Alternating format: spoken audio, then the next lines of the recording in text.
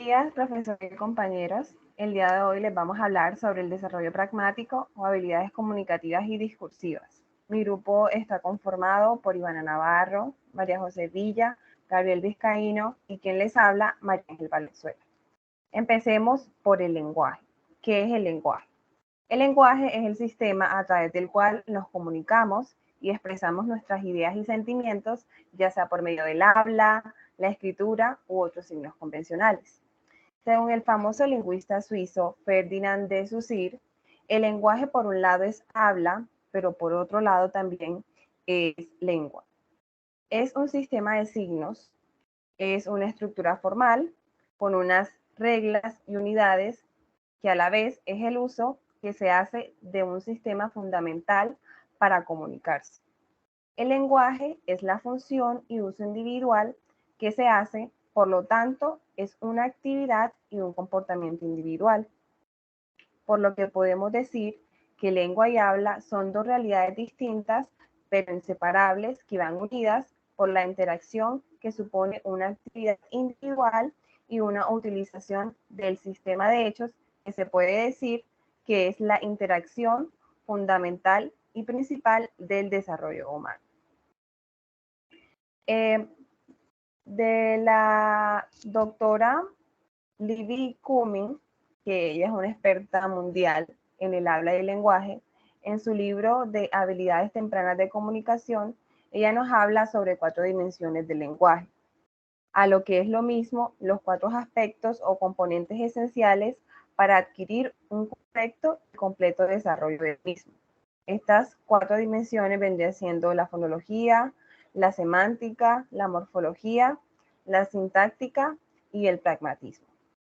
Por otro lado, también tenemos que el lenguaje vendría siendo desde la parte pragmática, es un componente sumamente importante en el desarrollo humano. Y como nos referimos al lenguaje como una habilidad social que usamos en nuestras interacciones diarias con los demás. Esto incluye lo que decimos, cómo lo decimos, nuestra comunicación no verbal, que esto vendría siendo el contacto visual, expresiones faciales, lenguaje corporal, etc. Y cuán apropiadas son nuestras interacciones en una situación determinada. Estos hitos a menudo se pasan por alto por los padres y profesionales cuando se centran principalmente en la cantidad de palabras que tiene un niño o en su capacidad para seguir instrucciones. Es cierto que estas son 2 habilidades fundamentales para el desarrollo del lenguaje, pero en el pragmatismo es igual de importante porque la comunicación no solamente podemos decir que es lo que se entiende, sino que es la forma en la que usamos el idioma, la forma en la que podemos aplicarlo socialmente y cómo conectamos con otras personas. Los dejo con mi compañera que les seguirá comentando sobre la dimensión fonológica. Bueno, compañeros y profesoras, yo les estaré hablando acerca de 2 de las 4 dimensiones ya mencionadas y empezaré con la fonología. La fonología es la ciencia lingüística que estudia los fonemas en relación a la función que desempeña en una lengua. El fonema es la menor unidad sonora del sistema fonológico. En nuestro idioma existen 24 fonemas y estos se componen en 5 vocálicos y 19 consonánticos. Ahora les hablaré sobre el desarrollo fonológico en la comunicación. Y dentro del proceso de comunicación y lenguaje, el desarrollo fonológico inicia antes de la emisión de las primeras palabras. Este inicia con los llantos y los distintos sonidos que producen los bebés. Bueno, les hablaré sobre las etapas. Entonces empezamos desde su nacimiento hasta los 6 o 7 meses. Aquí los bebés producen una serie de sonidos como un medio para comunicarse. Estos son los arrullos y el llanto, que aparecen de acuerdo al estado de ánimo del bebé. Los arrullos aparecen cuando el bebé está feliz y el llanto cuando está triste o quiere manifestar que tiene hambre o algún dolor. Ahora, a partir de los 7 meses empiezan los balbuceos y a los 10 meses los balbuceos son variados. Estos balbuceos comienzan a convertirse en pseudopalabras y estas pseudopalabras se diferencian de los balbuceos ya que los sonidos son un poco más estables, aunque no llegan al nivel de las palabras. Estas pseudopalabras son como el ta, ta, ta del bebé o el mama.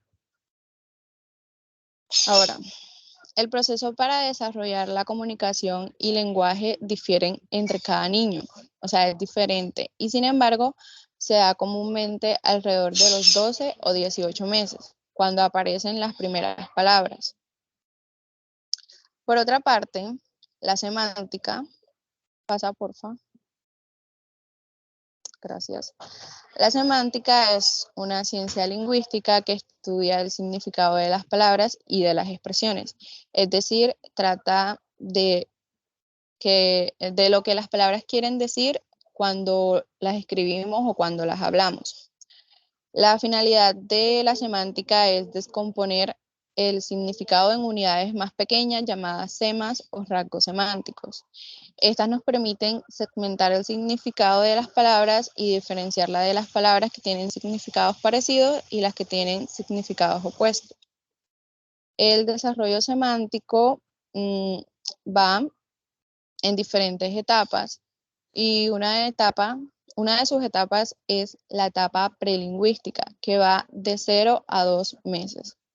En esta etapa se desarrollan los programas de sintonización, que es en el que los bebés prefieren los estímulos precedentes del mundo social o el mundo que los rodea y que se centran en el triángulo que tiene que ver con sus ojos, la nariz y la boca.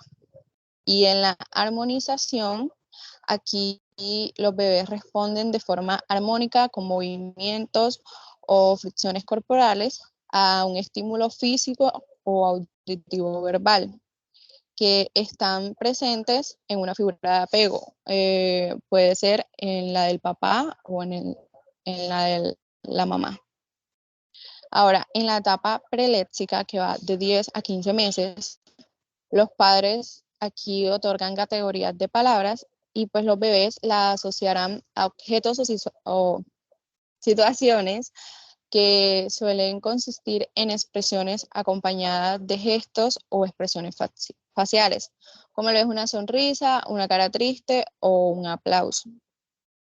Y en la etapa de los símbolos, que va de 16 a 20 meses, los niños experimentan un aumento lento pero muy significativo del vocabulario y su competencia para encontrar las referencias a los objetos.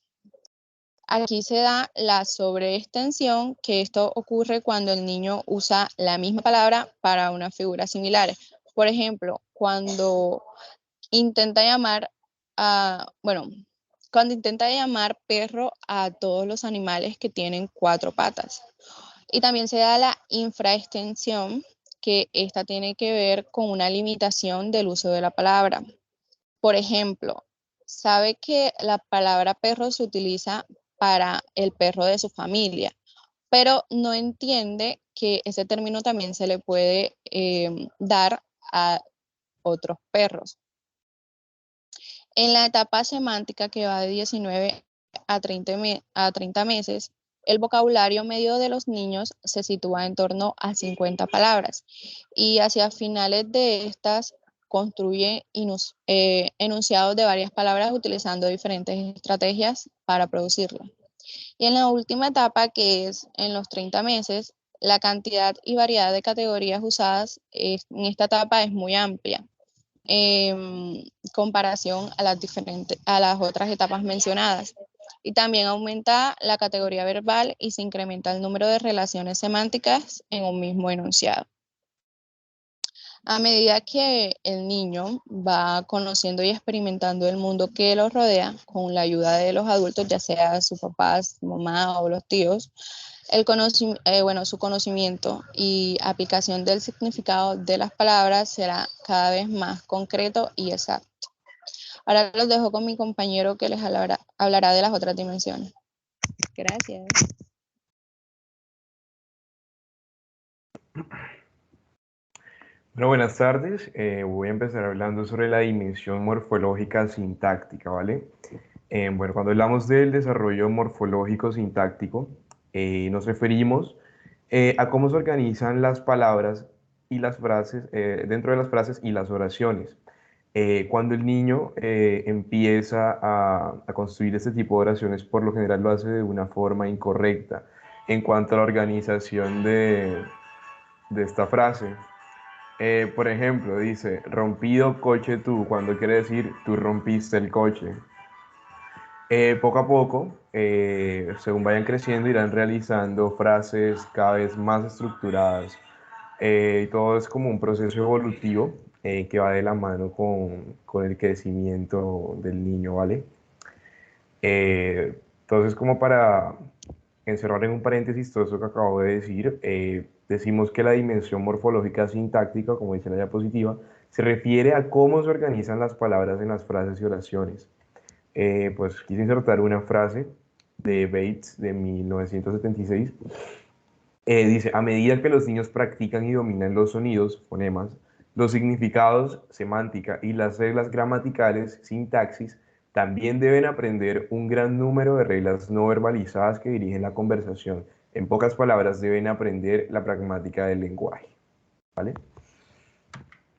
Ahora vamos a pasar, esta última palabra que nos dijo, vamos a pasar a la dimensión pragmática.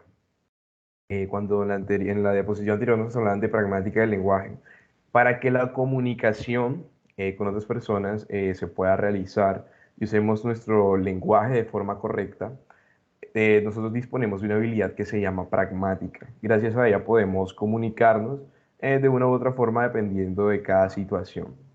El desarrollo pragmático se inicia desde el nacimiento, desde la segunda mitad del primer año de los niños, cuando ellos de pronto quieren comunicarse, quieren empezar a comunicarse, a ejercer un mayor control sobre sus interacciones, ellos empiezan a emitir gestos, sonidos, para de pronto comunicar que tienen algún tipo de necesidad o que quieren algo en el momento. Entre los 8 y 9 meses, los niños empiezan a desarrollar la intencionalidad comunicativa y a mostrar la capacidad que tienen de comunicarse entre sí, entre un niño y otro. ¿Cómo podemos evidenciar de pronto ese tipo de interacción en comunicación? Al momento, por ejemplo, cuando comparten juguetes, cuando comparten objetos, o sea, están como ejerciendo este tipo de comunicación. La meta que el niño pretende con esto es comunicarse con el otro y se denominan funciones comunicativas. Sin embargo, existen muchas dificultades en este proceso cuando los niños están adquiriendo esta habilidad de forma natural. Hay algo que se llama los trastornos pragmáticos, que representan un aspecto aún no muy conocido como una patología del lenguaje, pero que a medida que de pronto, conforme van pasando los años, se está volviendo como más común. Este trastorno afecta a un número importante de niños y pues básicamente eso se centra en el desarrollo, un trastorno que si de pronto no se trata a tiempo, no se le, como, o sea, no se le aplica las respectivas terapias, no se le hace un seguimiento que realiza el logopeda, son las personas que se dedican a tratar este tipo de trastornos, podrían evolucionar al punto de catalogarse como enfermedades neurológicas.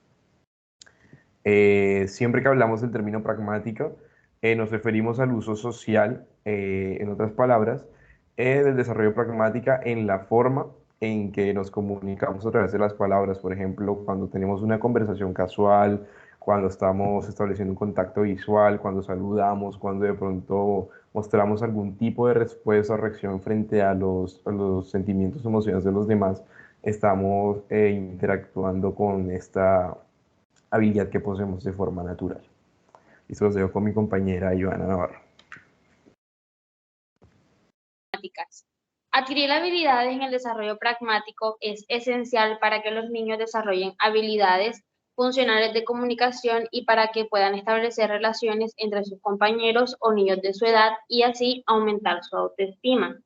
Las dificultades en este nivel lingüístico, cuando nos encontramos con niños que tienen daños o que tienen difusión cerebral, son elevadas.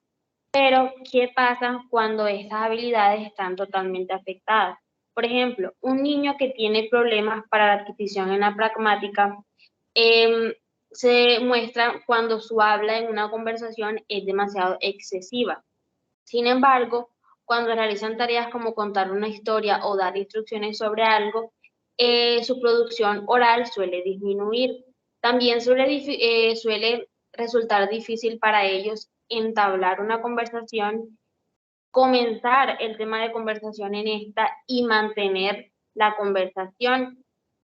Y también se les es difícil cambiar o respetar los turnos en la conversación. Por lo tanto, existen numerosas y diversas habilidades pragmáticas que los niños pueden o no desarrollar, que pueden o no estar desarrolladas por los niños.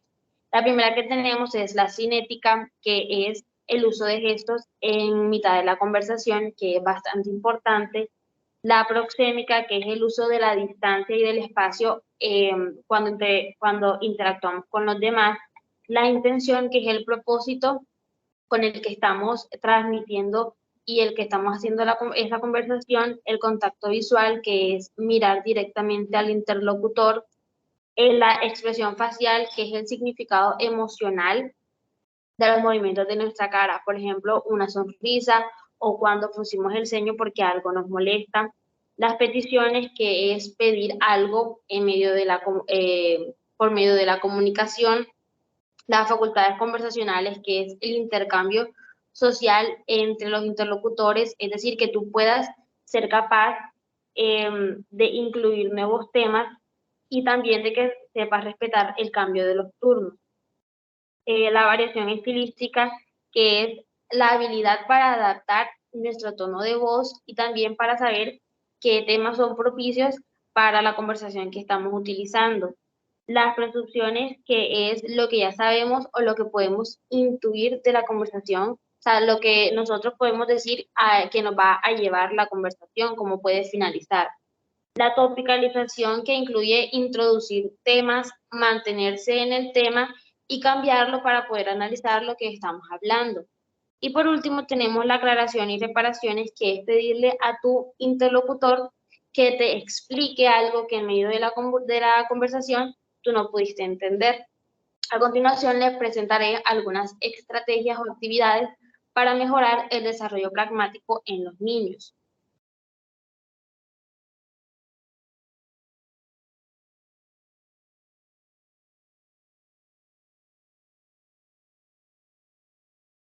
Bueno, la primera estrategia que tenemos nos las presenta el autor Michael Holiday.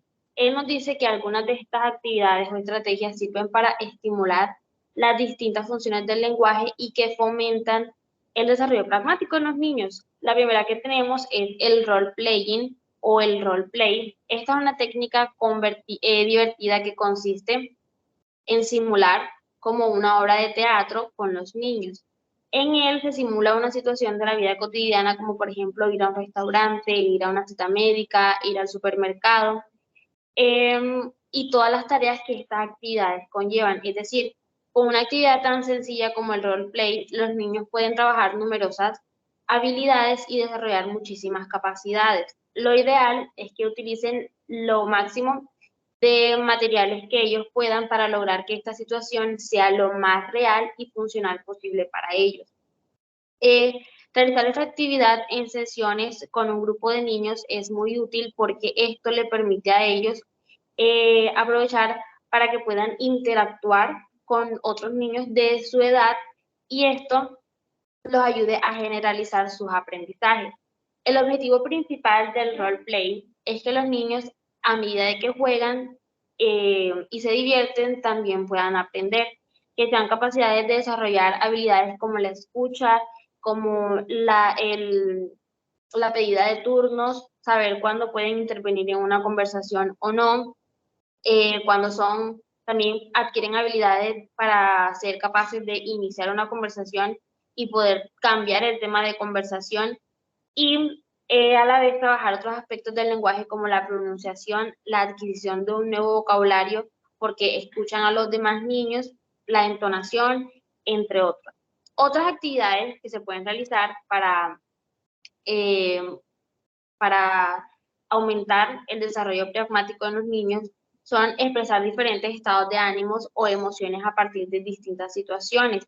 Los niños también pueden crear historias desde su imaginación, seguir las secuencias de la historia, que es bastante importante, crear nuevos personajes, describir a estos personajes y hacerles finales alternativos a distintas historias que en la realidad sí existen. Esto sería todo. Muchas gracias por su atención.